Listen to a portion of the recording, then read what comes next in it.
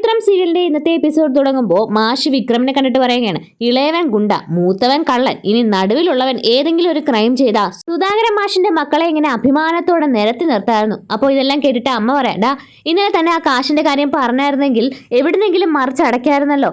അപ്പോൾ പെട്ടെന്ന് വിശ്വം പറയുകയാണ്, അത് അടച്ചിട്ടുണ്ട് അമ്മേ, ഇന്ന് രാവിലെ തന്നെ അടച്ചു.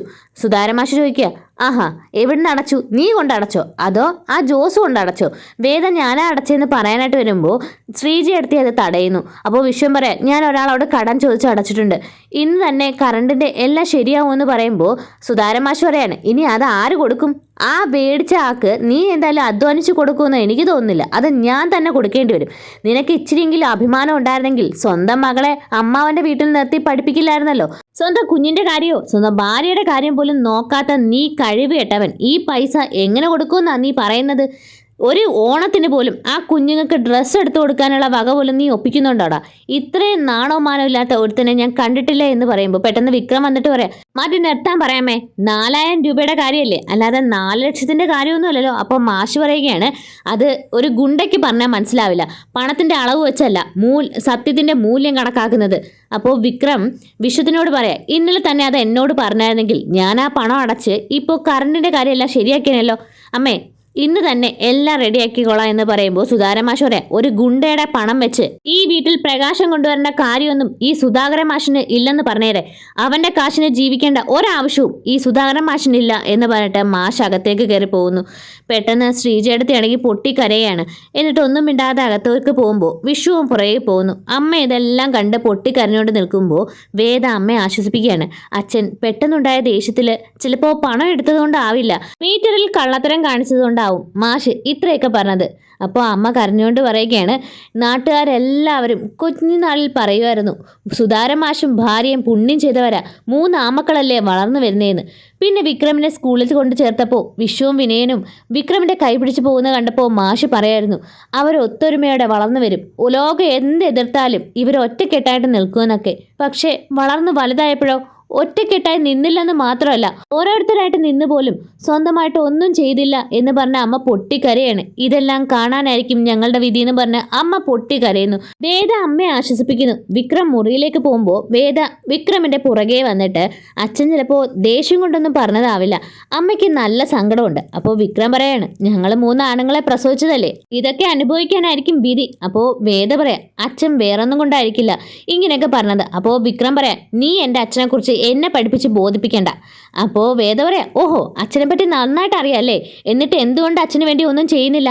2 ചേട്ടന്മാരെ എന്തുകൊണ്ട് നന്നാക്കിയില്ല? അപ്പോൾ വിക്രം പറയാം, ഒരു കാലത്ത് എൻ്റെ ന്യായവും നീതിയും കേൾക്കാൻ ആരും ഉണ്ടായിരുന്നില്ല, അന്ന് എന്നെ ചേർത്ത് പിടിച്ചവരെ എനിക്കിപ്പോൾ മാറ്റി നിർത്താനാവില്ല. വേദ പറയാം, ഇതുപോലെ തന്നെ എല്ലാവരും സ്വന്തം സൈഡ് ന്യായീകരിക്കാൻ മറ്റുള്ളവരിൽ കുറ്റം കണ്ടുപിടിക്കും. അല്ല, ഒരച്ഛനും അമ്മയും നിങ്ങളുടെ തെറ്റ് ചൂണ്ടിക്കാണിച്ചെങ്കിൽ അത് നിങ്ങളോടുള്ള സ്നേഹം കൊണ്ടല്ലേ? പ്രായത്തിലും നിങ്ങളുടെ അച്ഛൻ കഷ്ടപ്പെടുന്നത് നിങ്ങൾ കാണുന്നില്ലേ? അപ്പോൾ വിക്രം പറയാം, ആർക്ക് വേണ്ടി? ആരെ തോൽപ്പിക്കാൻ? എൻ്റെയോ അതോ ഏട്ടന്മാരെയോ? അച്ഛൻ ഒരു വാക്ക് പറഞ്ഞാൽ മതി, അച്ഛൻ്റെ പെൻഷൻ കാശ് എടുക്കേണ്ട ഒരാവശ്യമില്ല, ഇപ്പോൾ നോക്കുന്നതിനേക്കാൾ നന്നായിട്ട് ഞാൻ ഈ കുടുംബം നോക്കും. അപ്പോൾ വേദ പറയുകയാണ്, ഇത്രയും സന്തോഷത്തോടെ ഇതുപോലെ നോക്കാൻ നിങ്ങളെ കൊണ്ട് പറ്റുമോ? നിങ്ങൾ പറഞ്ഞല്ലോ നിങ്ങളുടെ സൈഡിലെ ന്യായവും നീതിയും കേൾക്കാൻ ആരും ഉണ്ടായിരുന്നില്ലെന്ന്. നിങ്ങളുടെ അച്ഛൻ്റെ ഭാഗത്തെ ന്യായവും നീതിയും നിങ്ങൾ അന്വേഷിച്ചോ? അതിനനുസരിച്ച് നിങ്ങൾ പെരുമാറുന്നുണ്ടോ? വിക്രം പറയാണ്, എല്ലാവരും എന്നെ പറയുന്നുണ്ടല്ലോ ഗുണ്ട അങ്ങനെയൊക്കെ, ഞാൻ കാരണമാണോ എൻ്റെ ഏട്ടന്മാർ ഇങ്ങനായത്? ആ ഏട്ടന് സ്വന്തമായിട്ട് എന്തെങ്കിലും ജോലി ചെയ്ത് അച്ഛനെ സഹായിച്ചൂടെ? സ്വന്തം ഭാര്യയെങ്കിലും നോക്കിക്കൂടെ? ആ ഏട്ടത്തിയായിട്ടാ എല്ലാം സഹിച്ച് ഈ വീട്ടിൽ ജീവിക്കുന്നത്. അതിനെല്ലാം കാരണക്കാരൻ ഞാനാണോ? 2 പേർക്കുള്ള ചിലവ് കറക്റ്റായിട്ട് കൊടുത്തിട്ട് സമ്പാദിച്ചു കൂടുന്ന എൻ്റെ 2ാമത്തെ ചേട്ടനെ എങ്ങനെയാക്കിയത് ഞാനാണോ? എല്ലാവർക്കും എന്നിൽ മാത്രമേ കുറ്റം കണ്ടുപിടിക്കുന്നുള്ളൂ. അതൊക്കെ പോട്ടെ, ഈ വീട്ടിലേക്ക് കയറി വന്ന് എൻ്റെ അച്ഛൻ്റെ അമ്മയുടെ നാട്ടുകാരുടെ മുന്നിൽ എന്നെ നാട്ടിച്ച നീയോ? എന്നെ നീ നാണം കെടുത്തിയില്ലേ? അപ്പോൾ വേദ പറയാം, അതിലൊരു മിസ്റ്റേക്ക് ഉണ്ട്. ഞാൻ ഇതുവഴി കാറിൽ പോയപ്പോൾ സുധാകരൻ മാഷിൻ്റെ വീടല്ലേ, ഇവിടെ കയറി താമസിക്കാം എന്ന് പറഞ്ഞ് ഈ വീട്ടിലേക്ക് കയറി വന്നവളല്ല. നിങ്ങൾ എൻ്റെ കഴുത്തിൽ താലി കെട്ടി, നിങ്ങൾ കാരണമാണ് ഞാൻ ഈ വീട്ടിലേക്ക് കയറി വന്ന് നിങ്ങളെ നാണം കെടുത്തിയത്. അതിനും കാരണക്കാരൻ നിങ്ങൾ തന്നെയാണ്. വിക്രം പറയാണ്, ഈ വീട്ടിൽ കുറച്ച് മനസമാധാനം ഉണ്ടായിരുന്നു, പക്ഷെ നീ വന്നതിന് ശേഷം അതും ഇല്ലാതായി. ഇത് കേട്ട വേദ പറയാം, ഞാനാണോ നിങ്ങളുടെ ചേട്ടന്മാരെ എങ്ങനെയാക്കിയത്? തലേന്ന് വരെ നിങ്ങളുടെ ചേട്ടൻ ജോലിക്ക് പോയിരുന്നതാണല്ലോ, ഞാൻ വന്നപ്പോൾ അതും നിന്നു. പിന്നെ നിങ്ങൾ സമ്പാദിച്ച് നല്ല രീതിയിൽ നല്ല ജോലിക്കൊക്കെ പോയിക്കൊണ്ടിരുന്നതാണല്ലോ, ഞാൻ വന്നതിന് ശേഷമാണല്ലോ നിങ്ങളും ഇങ്ങനെ ആയത്. ഇതിനെല്ലാം കാരണക്കാരി ഞാനാണല്ലോ. അതല്ലേ നിങ്ങൾ പറഞ്ഞു വരുന്നത്? എനിക്ക് പറയാനുള്ളതെല്ലാം ഞാൻ പറയുമെന്ന് പറയുമ്പോൾ വിക്രം പറയാം, ദേ നീ ഞങ്ങളുടെ കുടുംബക്കാരെ നേരാക്കാൻ നോക്കണ്ട, നിനക്കതിന് അവകാശമില്ല, ഇവിടെ നിന്ന് ഇറങ്ങിപ്പോടി. അങ്ങനെ വേദ ഒന്നും മിണ്ടാതെ റൂമിൽ നിന്ന് പോകുന്നു. നേരെ അടുക്കളയിലേക്കാണ് പോകുന്നത്. അവിടെ ശ്രീജേടത്തി സവാള എറിഞ്ഞുകൊണ്ട് പൊട്ടിക്കരഞ്ഞുകൊണ്ടിരിക്കുക. അപ്പോൾ വേദ ചോദിക്കുന്നുണ്ട്, ഏട്ടത്തി കരയാണോ? അപ്പോൾ ശ്രീജേടത്തി അല്ല, ഈ സവാള എറിഞ്ഞപ്പോൾ കണ്ണിലെന്തോ. വേദ ചോദിക്കുക, കരച്ചിൽ മറച്ചു പിടിക്കാൻ അതും ഒരു മാർഗമാണല്ലേ? ഇത് കേട്ട് ശ്രീജ അങ്ങ് പൊട്ടിക്കരയാണ്. എന്നിട്ട് ശ്രീജ പറയാ, ഇപ്പോൾ കരച്ചിലൊന്നും വരാറില്ല, ആകെ ഒരു മരവിപ്പ. പക്ഷേ ഇന്ന് അച്ഛൻ പറഞ്ഞതൊക്കെ കേട്ടിട്ട് എനിക്ക് സങ്കടം സഹിക്കാനാവുന്നില്ലെന്ന് പറയുമ്പോൾ വേദ പറയാ, എത്രയൊക്കെ സങ്കടം ഉള്ളിലുണ്ടെങ്കിലും ശ്രീജേട്ടത്തി അതൊന്നും പുറത്ത് കാണിക്കാതെ സന്തോഷത്തോടെയല്ലേ വീട്ടിൽ നടക്കുന്നത്. എന്നെ കൊണ്ട് അങ്ങനൊന്നും പറ്റില്ല. എന്താണോ മനസ്സിലുള്ളത് അതെല്ലാം പുറത്ത് കാണിക്കും. മനസ്സിലുള്ളതെല്ലാം തുറന്നു പറയും. അത് എൻ്റെ ശീലമായി പോയി മുത്തശ്ശി പഠിപ്പിച്ചതാ. അല്ലെങ്കിൽ നമ്മുടെ മനസ്സിൽ അത് നീറിക്കൊണ്ടേയിരിക്കും. വിശ്വേട്ടൻ പണ്ടും ഇങ്ങനെയായിരുന്നു എന്ന് ചോദിക്കുമ്പോൾ ശ്രീജ പറയുകയാണ്, അല്ല, കല്യാണം കഴിഞ്ഞ് വരുന്ന സമയത്ത് ഒരു കമ്പനിയുടെ സൂപ്പർവൈസർ ആയിരുന്നു. ഒരു 5-6 മാസം കഴിഞ്ഞ് ആ ജോലി ഉപേക്ഷിച്ചു. അപ്പോഴോ ഞാൻ അറിയുന്നത് ഇങ്ങനെ തന്നെ കുറേ ജോലികൾ ഉപേക്ഷിച്ചിട്ടുണ്ടെന്ന്. പിന്നെ ആ സമയത്താണ് ഞാൻ പ്രഗ്നൻ്റ് ആയതും. പിന്നെ അങ്ങോട്ട് വിശ്വേട്ടൻ ജോലിക്ക് പോയതേയില്ല, വീട്ടിൽ തന്നെയായിരുന്നു. പിന്നെ കുഞ്ഞുണ്ടാവുമ്പോൾ നേരെയാവുമെന്ന് എഴുതിയിട്ട് അതും സംഭവിച്ചില്ല. പിന്നെ എൻ്റെ സഹോദരൻ എന്നെ വീട്ടിൽ കൊണ്ട് നിർത്തിയതാ കുട്ടിയായിട്ട്. പക്ഷേ പിന്നെ വിശ്വേട്ടനും അവിടെ വന്ന് താമസമാക്കി. വിശ്വേട്ടൻ്റെ ചിലവ് കൂടെ സഹിക്കാൻ വയ്യാതെ ഞാൻ പിന്നെ ഇങ്ങോട്ട് തന്നെ വന്നു. മോളെ അവിടെ തന്നെ നിർത്തി. എൻ്റെ അനിയൻ അവളെ അവിടെ പിടിച്ചു നിർത്തിയത് വിശ്വേട്ടൻ ജോലിക്ക് പോകുമെന്ന് കരുതിയ. എന്നിട്ട് അതും സംഭവിച്ചില്ല. അതെല്ലാം എൻ്റെ വീട്ടുകാർ നോക്കിക്കോളൂ എന്നുള്ള ആശ്വാസത്തിലാണ് ഇപ്പോൾ വിശ്വേട്ടൻ. എന്നെങ്കിലും എൻ്റെ ജീവിതത്തിലൊരു മാറ്റം ഉണ്ടാവും, എൻ്റെ കുഞ്ഞിനൊപ്പം സന്തോഷത്തോടെ എനിക്ക് ഈ വീട്ടിൽ താമസിക്കാൻ പറ്റും എന്ന വിശ്വാസത്തിലാണ് ഞാൻ ഈ വീട്ടിൽ കഴിയുന്നത്. എൻ്റെ അനിയൻ അവൻ ഒരുപാട് കഷ്ടപ്പെടുന്നുണ്ട്. രാവിലെ പെയിൻറ്റ് പണിക്ക് പോവും, അത് കഴിഞ്ഞ് ഒരു തട്ടുകട ഇട്ടിട്ടുണ്ട്. 12 മണി വരെ അവിടെയും ജോലി ചെയ്യും. ഞാൻ കുറേയൊക്കെ ചിന്തിച്ചിട്ടുണ്ട് വീട്ടിൽ പോയി നിന്നാലോ എന്ന്. പിന്നെ വിചാരിക്കും അവന് പിന്നെ ഞാനും ഒരു ബാധ്യതയാവില്ലേ, അതുകൊണ്ടാണ് ഞാനും അങ്ങോട്ട് പോകാത്തത്.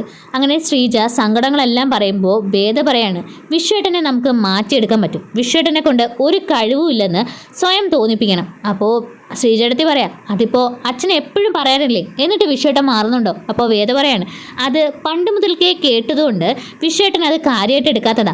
പക്ഷേ എൻ്റെ കയ്യിലൊരു ഐഡിയ ഉണ്ട്. ശ്രീജേടത്തി എൻ്റെ കൂടെ നിന്ന് തന്നാൽ വിശ്വേട്ടനെ മാറ്റിയെടുക്കുന്ന കാര്യം ഞാൻ ഏറ്റു. ഇത് കേൾക്കുമ്പോൾ ശ്രീജയ്ക്ക് സന്തോഷമാവുന്നു. നന്ദിനി വെള്ളം എടുക്കാനായിട്ട് വരുമ്പോൾ പൈപ്പിൽ വെള്ളമില്ല. ഈ സമയം വിനയൻ അവിടോട്ട് വരുമ്പോൾ നന്ദിനി പറയാം, അടുക്കളയിലെ ഒരു തുള്ളി വെള്ളമില്ല, ഇനി ഇത് മുഴുവനും ഞാൻ കോരേണ്ടി വരും, നിങ്ങളൊന്ന് കോരിക്കേ. അപ്പോൾ വിനയൻ പറയാം, എന്നെ കൊണ്ടും വയ്യ. അപ്പോൾ നന്ദിനി പറയാം, എങ്കിൽ പിന്നെ ഒരു ഐഡിയ ഉണ്ട്, അവളെ കൊണ്ട് ചെയ്യിപ്പിക്കാം. ഞാനേ ഇവിടെ മറിഞ്ഞു വീഴുന്നതായിട്ട് കിടക്കാം, നിങ്ങൾ ഓടി വരണം, എന്നെ പിടിച്ചെഴുന്നേൽപ്പിക്കണം, എന്നിട്ട് നമുക്ക് രണ്ടുപേർക്കും അകത്ത് പോവാം, അവളെ കൊണ്ട് വെള്ളം കോരിക്കാം. അങ്ങനെ നന്ദിനിയും തെന്നി വീണതായിട്ട് അഭിനയിച്ച് താഴെ കിടക്കുന്നു. വിനയനാണെങ്കിൽ അടുത്ത് വന്ന് നിലവിളിക്കുന്നുണ്ട്. ഇതെല്ലാം കേട്ട അമ്മയും വേദയും ശ്രീജേടത്തിയും പുറത്തേക്ക് വരുന്നു. നന്ദിനി പെട്ടെന്ന്, ഞാൻ മറിഞ്ഞു വീണമ്മേ, തെന്നി വീണതാ, എനിക്കിനി ഒട്ടും വയ്യ, കൈയും കാലിനൊക്കെ നല്ല വേദനയാണ്, ഒന്ന് കുഴമ്പിട്ട് തടവണം. അപ്പോൾ അമ്മ പറയാം, അതിനെ തെന്നി വീഴാൻ ഇവിടെ പായലും പൂപ്പലൊന്നും ഇല്ലല്ലോ. അപ്പോൾ നന്ദിനി, ഞാൻ അങ്ങ് വീണു, എന്തായാലും ഇനി വെള്ളം കോരാൻ പറ്റില്ലെന്ന് പറയുമ്പോൾ ശ്രീജേടത്തി പറയാം, എങ്കിൽ ഞാൻ ചെയ്യാം. നന്ദിനി, അതൊന്നും വേണ്ട, ശ്രീജേടത്തേക്ക് ജോലിയില്ലേ. അപ്പോൾ അമ്മ പറയാം, എങ്കിൽ ഞാൻ കോരിക്കോളാം. അപ്പോൾ നന്ദിനി പറയാം, വേണ്ട, അച്ഛൻ എന്നെ വഴക്ക് പറയും. ഇത് കേട്ടിട്ട് വേദ പറയാം, ഞാൻ കോരിക്കോളാം, 2-3 തൊട്ടി വെള്ളത്തിൻ്റെ കാര്യമില്ലേ, ഞാൻ കോരിക്കോളാം എന്ന് പറയുമ്പോൾ പെട്ടെന്ന് അമ്മ പറയാം, അതൊന്നും വേണ്ട, മോക്ക് ശീലമില്ലാത്തല്ലേ. നന്ദിനി പെട്ടെന്ന്, എന്ത് ശീലമില്ലെന്ന്, തൊട്ടി കിണറ്റിലോട്ടിട്ടൊന്ന് വലിച്ചെടുക്കുന്നതിന് എന്താ എത്ര പാട്, അവൾ ചെയ്തോളും. എന്നിട്ട് നന്ദിനി അഭിനയിച്ചുകൊണ്ട് അകത്തേക്ക് പോകുന്നു. അമ്മ ചോദിക്കുക, നല്ല വേദനയുണ്ടോ നന്ദിനി? അപ്പോൾ നന്ദിനി, പിന്നെ ഉണ്ട്. ഇപ്പം വിനായകൻ പറയാം, അത് പിന്നെ അമ്മയ്ക്ക് കാര്യം മനസ്സിലായെന്നാണ് തോന്നുന്നത്. നന്ദിനി പറയാം, നിങ്ങളുടെ അമ്മയല്ലേ, കാര്യം മനസ്സിലാക്കാതിരിക്കുന്നത് എങ്ങനെ, കുരുട്ടുബുദ്ധി എല്ലാം കയ്യിലുണ്ട്. അങ്ങനെ വേദ വെള്ളം കോരിക്കൊണ്ടിരിക്കുന്ന സമയത്ത് അവിടേക്കൊരു മീൻകാരി വന്നിട്ട്, മോളെ കൊണ്ട് ഇവിടെ അടിമപ്പണി ചെയ്യിപ്പിക്കുകയാണോ? താഴത്തും തറയിലും വെക്കാതെ വളർത്തിയിരുന്ന കുഞ്ഞല്ലേ, ഇവിടെ വന്ന് ഇങ്ങനെ കഷ്ടപ്പെടേണ്ട ആവശ്യമുണ്ടോ? ഇവിടെ ഒരുത്തനുണ്ടല്ലോ, അവനെന്താ എന്തെങ്കിലും ചെയ്തൂടെ? അപ്പം വിക്രം റൂമിൽ നിന്ന് ഇറങ്ങി വരുമ്പോൾ മീൻകാരി പറയുകയാണ്, അല്ല, ഈ കുട്ടിയെ ഇങ്ങനെ കഷ്ടപ്പെടുത്താതെ നിങ്ങൾക്ക് ആർക്കെങ്കിലും വെള്ളം കോരിക്കൂടെ? അപ്പോൾ അമ്മ പറയാണ്, ഞാൻ കോരാന്ന് പറഞ്ഞതാ, വേദയാ സമ്മതിക്കാഞ്ഞത്. അപ്പോൾ മീൻ വേണോ എന്ന് മീൻകാരി ചോദിക്കുമ്പോൾ വിക്രം പറയാം, വേണ്ടെന്നല്ലേ പറഞ്ഞത്, നിങ്ങൾക്ക് എടുത്തോണ്ട് പോക്കൂടെ, ഇവിടുത്തെ കാര്യങ്ങളൊക്കെ നോക്കാൻ ഞങ്ങൾക്കറിയാം, ഇവിടുത്തെ കാര്യങ്ങളിൽ നിങ്ങൾ ഇടപെടണ്ട. അപ്പോൾ മീൻകാരി ഓരോന്ന് പറയുന്നിട്ട് വിക്രം പറയാം, നിനക്ക് ഈ വെള്ളം കോരാതെ അകത്തെങ്ങാനും ഇരുന്നാൽ പോരെ, നിന്നോട് ഇത് ചെയ്യാൻ ആരാ പറഞ്ഞത്? അപ്പോൾ വേദ, പിന്നെ ഇവിടുത്തെ കാര്യം ആരാ ചെയ്യുന്നത്? അങ്ങനെ ആ മീൻ വിൽക്കാൻ വന്ന സ്ത്രീയാണെങ്കിൽ വിക്രമിനെ കുറേ കുറ്റപ്പെടുത്തിയിട്ട് അവിടെ നിന്ന് പോകുന്നു. അപ്പോൾ വിക്രം പറയാം, ഇനി അവർ എല്ലാ വീട്ടിലും ചെന്ന് ഇതെല്ലാം വിളമ്പും, ഇവളെ കൊണ്ട് ആരാ വെള്ളം കോരിക്കാൻ പറഞ്ഞത്? അപ്പോൾ വേദ പറയാം, പിന്നെ ഞാൻ കോരാതെ ഇവിടുത്തെ കാര്യങ്ങൾ ആര് നോക്കും? വിക്രം പറയാ ഞാൻ കോരിക്കോളാം. വേദ പറയാ കുറേ തൊട്ടി വെള്ളം കോരാനുണ്ട്. അപ്പോൾ വിക്രം അതൊക്കെ ഞാൻ നോക്കിക്കോളാം, ഞാൻ കോരിക്കോളാം എന്ന് പറഞ്ഞിട്ട് വിക്രം വെള്ളം കോരാനായിട്ട് പോകുന്നു. അപ്പോൾ വേദയാണെങ്കിൽ പറയാണ്, ശ്രീജടത്തി കോരാനുള്ള ബക്കറ്റ് എല്ലാം ഇങ്ങനെ എടുത്തേരെ, വിക്രമേട്ടൻ ആ വെള്ളം കോരുന്നത്. അങ്ങനെ കുറേ ബക്കറ്റും കലങ്ങളും ഒക്കെ എടുത്തിട്ട് വന്ന് വിക്രമിൻ്റെ പുറകെ ഇങ്ങനെ നിരത്തി വെക്കുന്നു. വിക്രം ഇതിങ്ങനെ കണ്ട് ഇത്രയോ എന്നിങ്ങനെ ആലോചിച്ച് അന്താളിച്ച് നിൽക്കുകയാണ്. ഇവിടെ വെച്ചാണ് എപ്പിസോഡ് അവസാനിക്കുന്നത്. ആദ്യമായിട്ട് ചാനൽ കാണുന്നവർ സബ്സ്ക്രൈബ് ചെയ്ത് സപ്പോർട്ട് ചെയ്യാൻ കൂടി മറക്കരുത്. താങ്ക്